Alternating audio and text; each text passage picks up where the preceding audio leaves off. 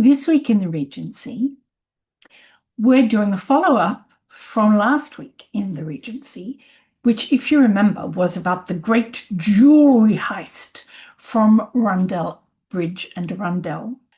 If you want more details about that jewellery heist, go back and watch last week's video. But just to remind you, a man calling himself Simon Blaum, speaking French with a German accent, goes to the biggest jewellers in London, Rundell Bridge and Rundell, and steals £20,000 worth of diamonds. He's accompanied by an interpreter. Remember that for later. One of the things I want to adjust from last week is that I thought we were talking about this kind of diamond, but apparently we were, having done more research and followed up what happened, we're talking about these kinds of diamonds. So these are, it's actually jewelry that he stole rather than the loose diamonds. Okay, so Simon Blaum was known just after that to have taken a passport, and you did need a passport to leave Britain at this time, unless, of course, you had your own yacht and could just walk on board it. But this was a huge, the papers were full of it for weeks. Huge, huge story. And not least because the Rundell and Bridge, the senior partners, went immediately to the Lord Mayor. So why would they have gone to the Lord Mayor? Because the Lord Mayor is also the Chief Magistrate of the City of London, within which this crime happened. And here we're talking about the old City of London, the walled city in the middle, the part of modern London, which is now the financial district. And at this point, there's no police, and the only kind of quasi-police there are come in two sorts. One are Bow Street runners, and they're not actually police. They're mostly there to issue, to serve warrants on people and to take them into custody when ordered to by the magistrate. And then there are sheriff's officers in the various parishes around. So, of course, with a theft this big, Rundell and Bridge go to the Chief Magistrate, the Lord Mayor, and the Lord Mayor springs into action. So remember, there are two people involved in this. There's the perpetrator, Simon, and then there's his interpreter, who was a bodyguard kind of type person. Now, they checked Simon's known address and he wasn't there. But probably somebody gave information or recognized the interpreter or knew what had happened. Anyway, pretty soon after the robbery, we have this. A female, and I'm going to be jumping all around a number of different news reports. Some of them come from the Morning Herald, some of them come from the Hereford Journal, some of them come from the Bath Chronicle. It was reported on really widely, but obviously different journalists had different sources, and some of them have bits that the others don't. So I'm going to stitch this story together from a number of different reports. A female closely connected with one of the delinquents was on Saturday brought in custody to the Mansion House, where the Lord Mayor was nearly 4 hours engaged in a private investigation of such particulars as have transpired respecting this daring robbery. Okay, why was she brought to the Mansion House? This is the Mansion House. It is still the Lord Mayor's official residence in London. And it operated in the same way a town hall might operate in other places, as well as being his private residence. So she was brought to his official place of work and was interrogated, basically. So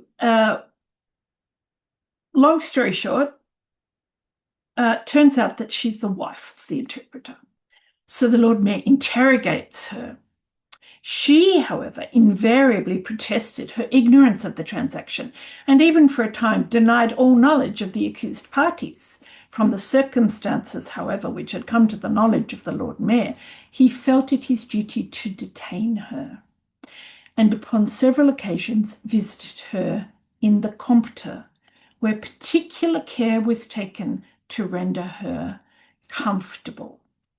They go on in some detail. The Compter is this: it's a prison, wood Compter. She was kept effectively in solitary confinement. The different ranks of people got different kinds of rooms, because you paid when you're in prison to have a nicer room. But she was obviously kept in one of the nice ones. What you need to understand, because she gives her husband up, basically, but what you need to understand is that this was a hanging offence. And if she did not give her husband up, she would have been hanged as an accessory after the fact. So hard to blame her, particularly if she had children, particularly because, as it turned out, her husband, the interpreter, had jaunted off to France and left her behind. And apparently at this point, they're not living together. There were a couple of newspaper articles that said, oh yes, this is this person's wife, possibly not married legally. And then it said, no, they're not actually living together. So possibly they'd already broken up, who knows? But she gives him up. And she also gives up something quite important, which is where the loot has been stored. A part of the stolen jewels, etc., has, it appears, been already traced to a house in the neighbourhood of Bride Lane, and by the finding also of certain papers there, the route of the fugitive plunderers has been ascertained, and their ultimate apprehension rendered almost certain. And so other things are happening at the same time. The Lord Mayor, upon the first intimation of the robbery, instantly dispatched officers in quest of the offenders, and no other means have been left untried by his lordship or the police in order to the securing of such daring offenders and the restoration of their booty, valued at nearly £25,000. Now, the interesting thing is that is the term police. So it's a term that's entering the language in a way now. The police don't get actually formed until a few years after this, but people are starting to realise that they need it. And the police here would be it would be parish constables mostly. The interesting thing is that the value goes up and down all over. It's £20,000, it's £25,000, it's £24,000. So who knows? I mean, probably different jewellers would have given you different estimates. At the same time that the Lord Mayor is sending people all over the place to try and get them presumably before they leave England, the younger Mr. Rundell is also leaving England. The younger Mr. Rundell, he's called Mr. Rundell Jr. here, but he's not actually the older Rundell's son. He's his nephew. His name is Edmund Walter. And he is the person who eventually inherits the firm from Mr. Rundell, who had no children, but who did live for the last 13 years of his life with a very good friend, Mr. Beek, to whom he left a considerable amount of his estate. He's the one who actually got conned by Simon Blount.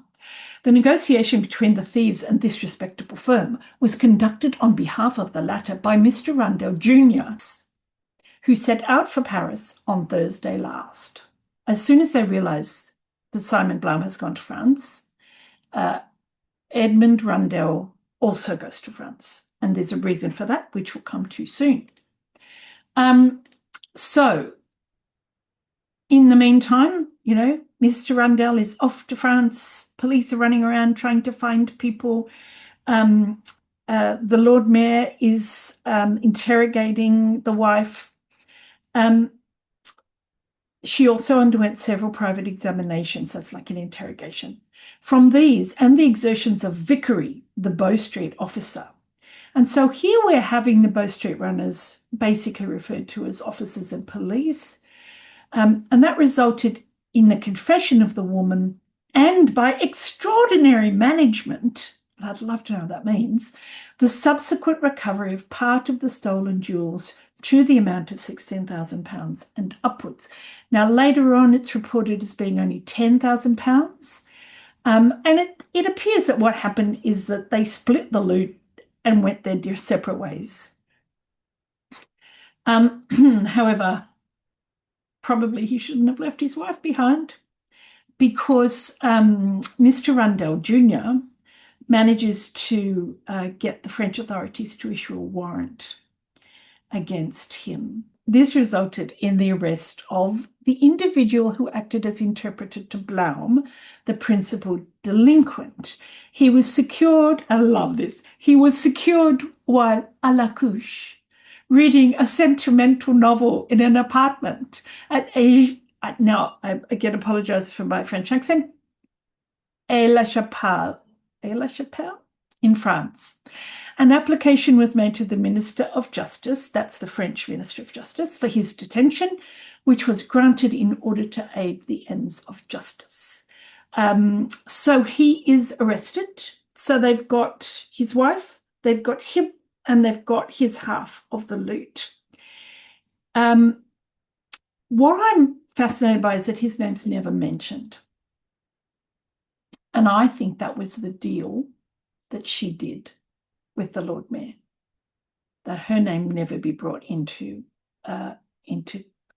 connection with this whole thing. So at this point, everybody's, okay, we got half of it back, but this other guy, the ringleader, Simon Blaum, they start doing a lot of investigation. All of this stuff about the going to France, the arrest, all that all happens in July. But then they go and they start investigating Simon Blaum. Now, I have to say, I kind of like him.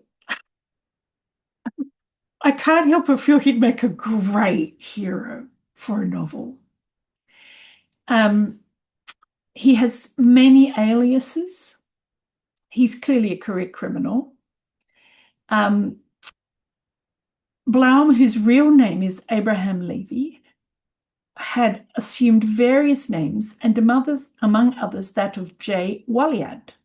It was under this latter name and in quality of a domestic, that is, he's pretending to be a servant, that he left England on the 17th of June and arrived on the 20th of the same month at Brussels. So he goes to Belgium while the interpreter goes to France, whence he set out on the 28th, I think that says. But it is believed that in that city he took the name of Samson. The reward of 6,000 francs has already been paid for the arrest of the accomplice at Aix-la-Chapelle, and the same will be paid to him who shall recover the stolen property, besides 6,000 francs for the arrest of the said Simon Blaum. And this thing about the reward was reported in the English papers, like it was broadcast in France. In the Moniteur, there is an advertisement offering a reward of 500 guineas for the apprehension of the persons who robbed Messrs. Rundell and Bridge of a large quantity of jewels. It describes the jewels very minutely. Now, interestingly, Le Moniteur, it's still there, it's still going, it's a newspaper. And it's lovely to see that connection running all the way through to the present. This piece about Blaum runs in November of 1817. I followed it through to 1820, and I looked more broadly for the name Blaum in the 19th century, and I can't find any follow-ups. So as far as I can figure out, Simon Blaum got away with it. He took £10,000 worth of diamond jewellery. He got a job as a servant and travelled with that person to Brussels. and he scarpered as soon as he was there. And we don't know what happened to him. He just got clean away with £10,000 worth of diamonds. Now, he probably wouldn't be able to realize the full price of that, but one suspects that he has a lot of connections all over Europe in the diamond trade. I'm not convinced his name was Abraham Levy. And the reason I'm not convinced is because a number of the papers assumed he was Jewish because of where he lived in London. I mean, he may well have been, who knows, but I will always think of him as Simon. So that's the second half of the great jewelry heist. One man, we presume. I have tried to follow it up, but without a name, you can't find the court records. And since we don't have the name of the interpreter, I looked, but I couldn't find any details. I might check the Old Bailey records, and if I do find it, I'll put a note in the program notes to this video. So we assume though that he either got hanged or he was transported for life. Possibly transported for life because they got everything back. And the other guy, Simon, the ringleader who wore the earrings and spoke French with a German accent, off he goes. And we have no idea what happened to him. I know it's wrong of me. I know it's wrong of me to kind of be glad he got away. But what I will say is the Rundell Bridge could afford it. At this point, there are 10 millionaires in Britain, and Rundell and Bridge are 2 of them. So leave me with my little development of Simon as a character, big redemption arc, you know. That novel might come, you never know. It wouldn't surprise me at all if one day there's a novel about Simon Blaum. If you have any suggestions for who we should fall in love with, let me know in the comments. That's this week in the Regency. I'm Elizabeth Layden. I'll see you next week in the Regency.